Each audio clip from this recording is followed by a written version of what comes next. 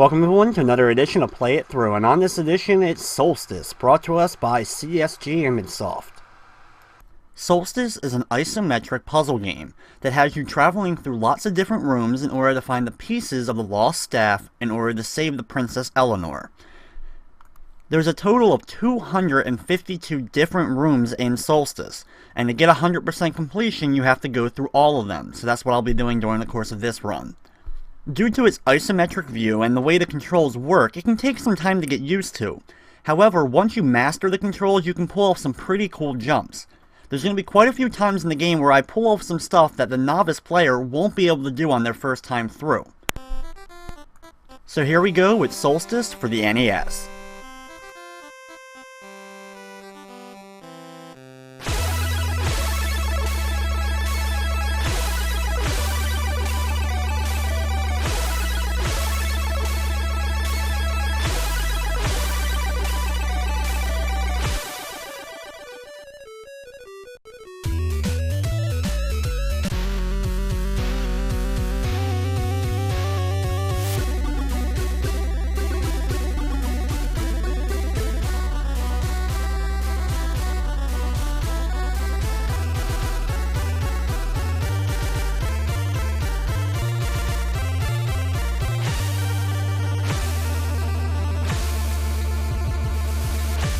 After the intro to the game, we're dropped into the dungeon for the first time. Immediately I'm going to walk into the left room and back out of it. There's going to be quite a few rooms in this game where I just go in and immediately exit because I won't come back to them at any point, but I still need to enter them in order to get the completion. Traveling down here, we grab ourselves our first magic key, and there'll be a few of them that we're going to be grabbing throughout the game. In this room, we use our first of our items by picking up the item, and then you can drop it while you jump in order to jump off of it again to get up to higher platforms. This is a pretty key essential movement that you'll be doing quite a few times throughout the game, so get used to it quite early on. In this room, we grab ourselves our first credit.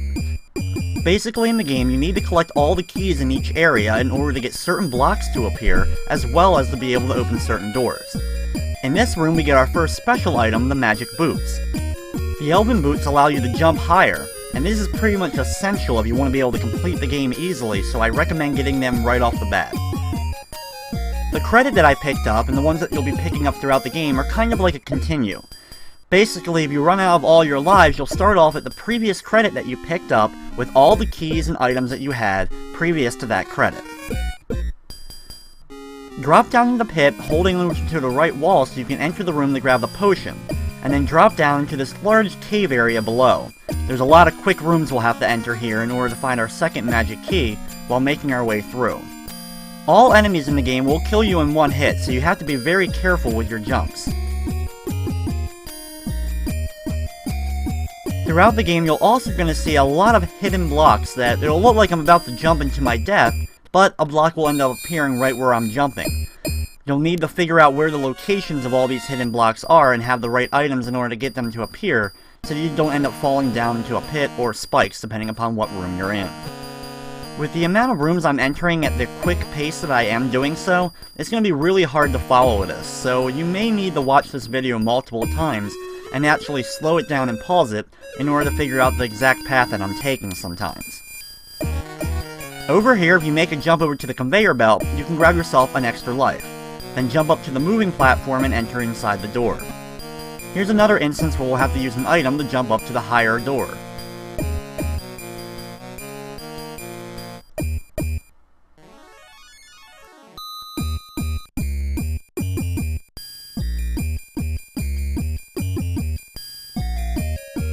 After coming back to this room, be sure to grab the extra life that's hidden in the corner, then enter the room and immediately exit since you won't be able to continue on in that room with the blocked wall.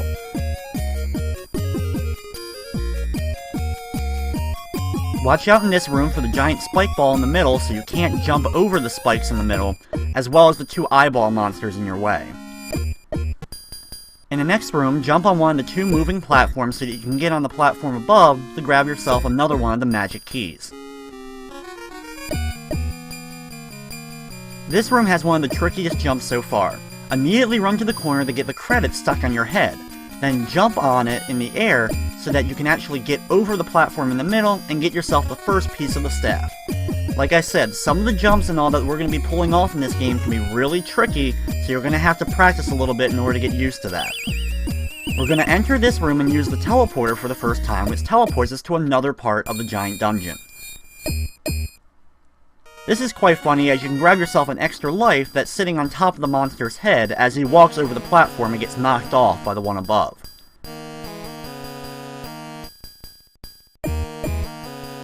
In this room, you can grab yourself another one of the credits and then enter the door on the left here. Anytime you see one of the see-through blocks, not together with other ones like this giant room right here, but instead just by itself, you'll have to make a quick jump off of it because as soon as you land on it, it's gonna disappear.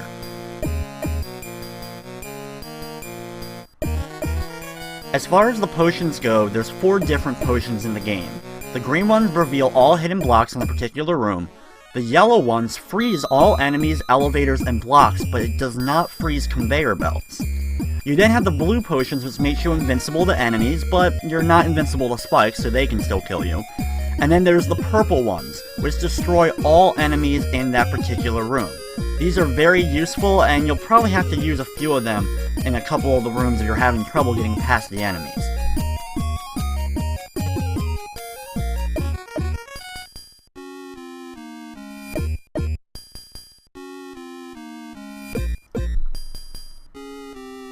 In this room, grab the item right away, and then actually place it on the giant spikes next to it so you can jump over and make it into the next door.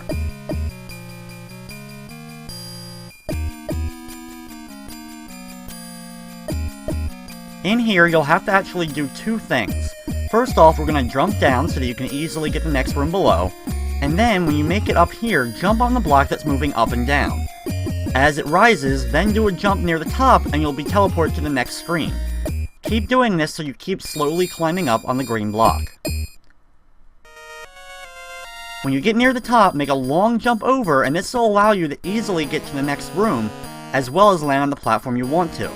You can then jump across all the different platforms in order to get up here, and then use another item jump to grab this potion that's elusive all the way in the upper right corner.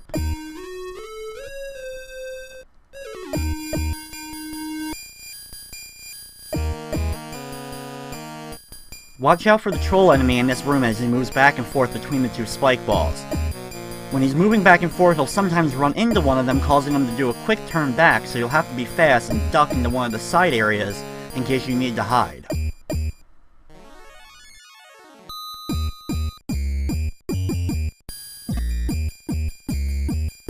Stand on an item and then jump up using another one in order to grab this green potion in this room. The next 2 rooms after this are 2 giant spike rooms, but thankfully, as long as you have the magic key, you'll be able to get the hidden blocks to appear when you jump on them, allowing you to get past the room without losing a life.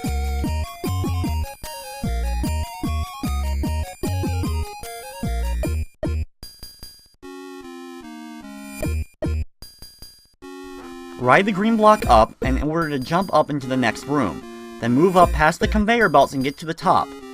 Jump up so that you can end up coming back down and grab yourself the purple block and make a long item jump into the next room on the right so you can grab yourself the next piece of the staff. Once again, showing off some of the harder jumping skills that you'll need in order to get past this game. Now we're back in a large cave area, so there's a lot of rooms we have to quickly walk through in order to get to the next area.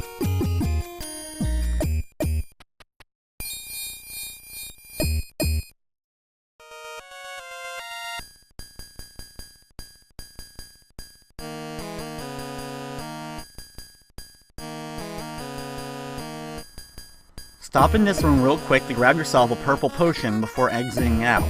Though I have to admit, the purple potions always look more pink than purple to me.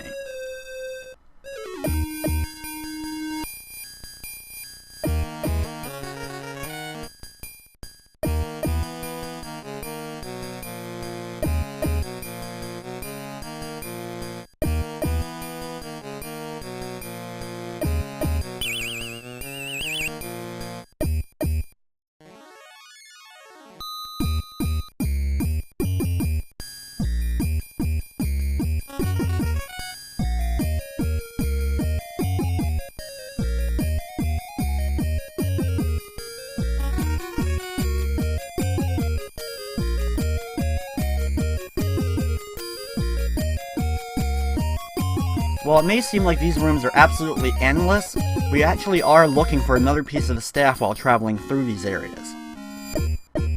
Finally, in this red room, we grab ourselves the next piece of the staff, and now we can finally exit this area. The good thing is, the exit to the area is not too far from where the staff was. Finally, after traveling through 1,000 rooms, we're out of that little cave area. In the next area, make a nice jump so you can land in the center column below, and you can grab yourself another blue potion. Then jump on the pink block so you can get back up.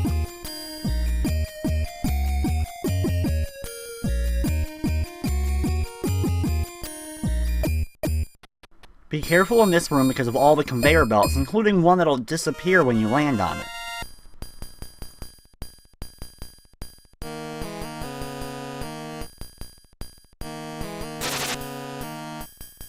In this room, use your purple potion to destroy the spike ball so you can end up falling down on the far left one and hit this switch. This will open up another area for us later on. In here, you'll have to use the items stacked up, or just use one with a big jump in order to get over the spikes in the middle. Be careful here of the spike balls again, or you can use another purple potion if you have it.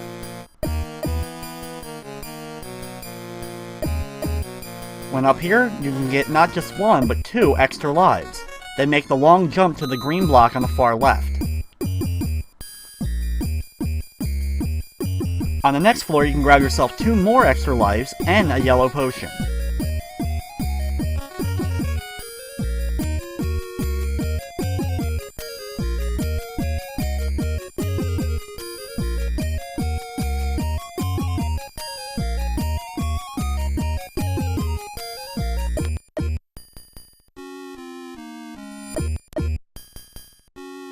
Now we have to journey through the cave area for at least a little bit more before we can make it to the next spot. Be careful of the ogres once again, they're moving in between the spikes here, and make a long jump, hitting the hidden block in the middle so you can make it over the conveyor belts. Eventually you'll come out and be in the forest area once again. Travel through, stacking up some items so you can make an item jump to get above, and this time going to the right door that's near the north wall.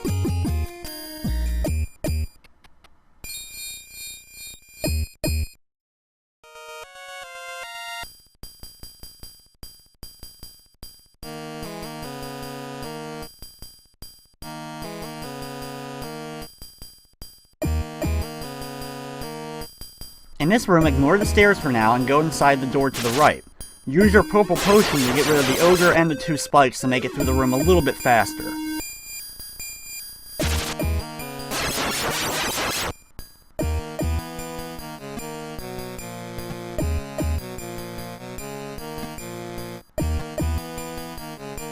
You'll have to be a little bit tricky with the item jumping here so you can jump off the item and grab it in midair as well, so you can get up to the platform above.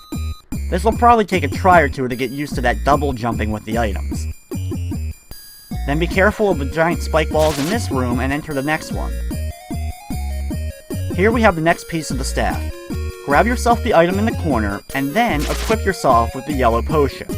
This will allow you to freeze everything so that when you drop the block, you'll be able to do a grab of it immediately after dropping it and jump a couple of times over to grab the staff all the way in the corner. This is some pretty tricky platforming, so I definitely recommend practicing that, and it'll probably take a try or 2 and a few lives lost in order to get past that room and grab that piece of the staff. Go down the hole in the floor and use the extra life here in order to get up to the 2 potions on the left side of the room.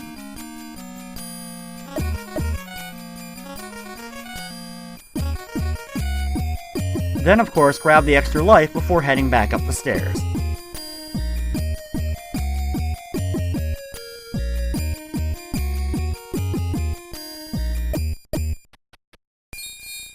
Watch out for the skeletons here that are running towards you. Do a big jump over them to avoid getting hit by them. Then go down to this room and hit the switch in the corner. Use the items in this room in order to get to the door that's on the upper platform. In this room there's a block hidden in the corner that you can see just barely. Be sure to grab it because you'll need it in order to get up to the next platform and enter the door.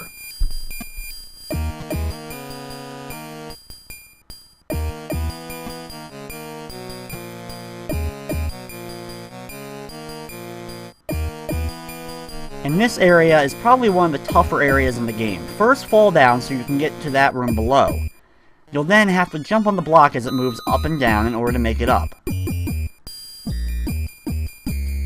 We've done this a few times, but this is probably the hardest of the ones we've done so far. Keep riding the block up for a couple of rooms.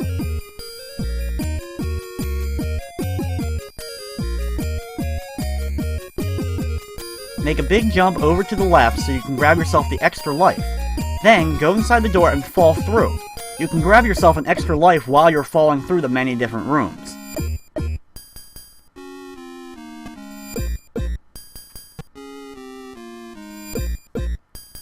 In here, you can grab yourself a credit or ignore it for now and instead continue on to the next set of rooms.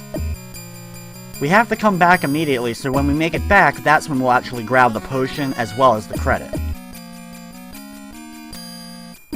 We're gonna first, though, use this credit in order to set it up on this block, and then jump off of it doing another one of those grabbing item while jumping moves in order to grab the credit and make it to the next room. In here, be quick and you can grab yourself the next piece of the staff. You'll have to use the item on the conveyor belt to push the staff just a little bit forward so you're able to actually stand on it and grab it.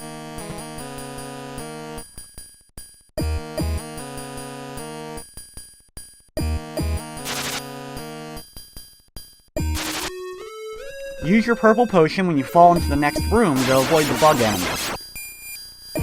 You'll be coming back to the room in just a couple of seconds, so be sure when you do that you quickly run through so you can avoid the bug enemies.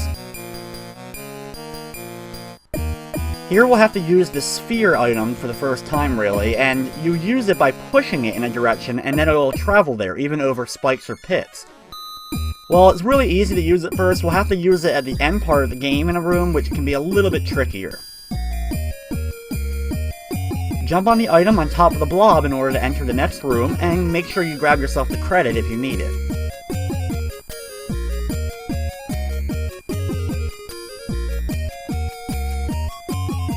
As we make it back into the forest area, we have only one more piece of the staff left to collect anyway, so we're making our way to the final area of the game and just collecting the last couple of items.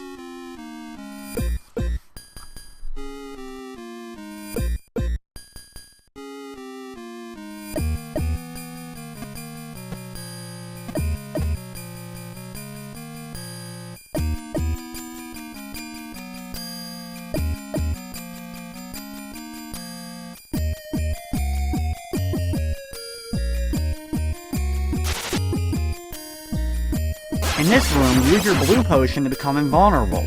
Then you can actually jump on the ogre's heads in order to get across the room and make it to the next platform. Definitely some more of the innovative platforming that we've done in the game so far.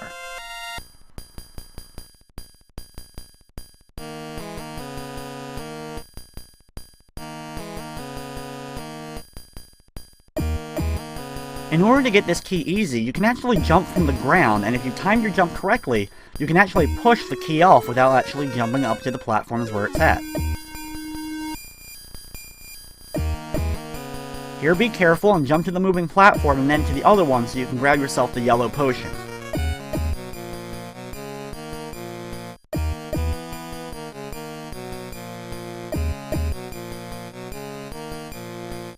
In this room, be very careful of the moving platforms and get yourself over to the other side of the room so you can get into the teleporter.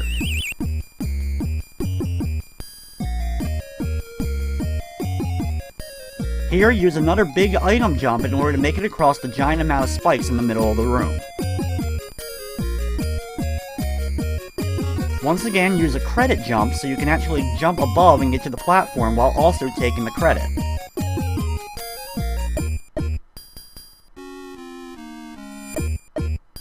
Now it's time for the final set of rooms to the end of the game. The room we're in now is actually the final room, but the door to the end isn't open yet until we grab the last piece of the staff. Start off by jumping up the orange block a lot of times to get up to the top room. Make a big jump across the room and you can get on the clear platform. Jump off immediately though, because it will disappear as soon as you land on it. Then do a nice jump upwards and you can get onto this platform with the sphere. Then ride the sphere across the room in order to get to the pink platform. In the next room, use the yellow block and the sphere in order to travel to the corner.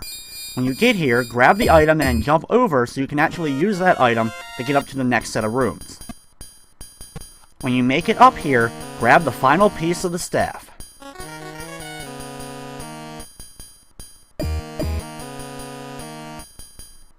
Once you grab the final piece of the staff and you have it, you're invulnerable from here on out. Climb up here using one of the skeletons and you'll find a switch. This opens the final door of the game. However, we still have a couple of items to grab real quick before we end up finishing the game. You can actually use this eyeball enemy in order to get over to the orange block in the corner. Then climb up and do a giant jump across in order to get back to that clear platform, and do the same to get up to the sphere again.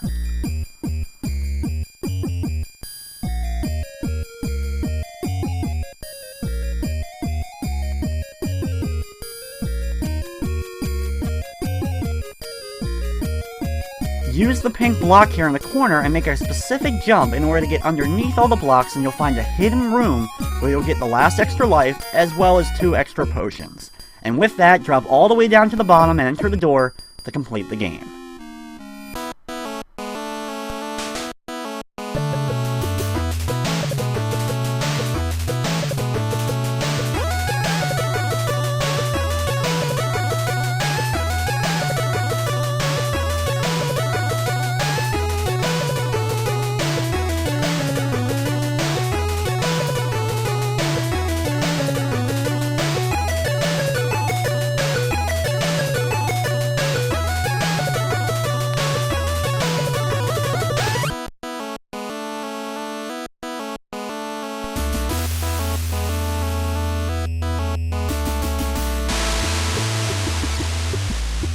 So there you have Solstice for the NES. As you can see at the end screen, we have our visited rooms, 252, and our completed percentage, which is 100%. Solstice is a pretty unique puzzle game for the NES overall, with a pretty steep difficulty at times. Those who have never played the game before may take hours and hours if they're actually able to complete the game. Being able to locate all the rooms as well as the pieces of staff were definitely a challenge as a kid, and I had to actually make quite a few maps, and even then it took me forever and many years to finally complete this game on my own.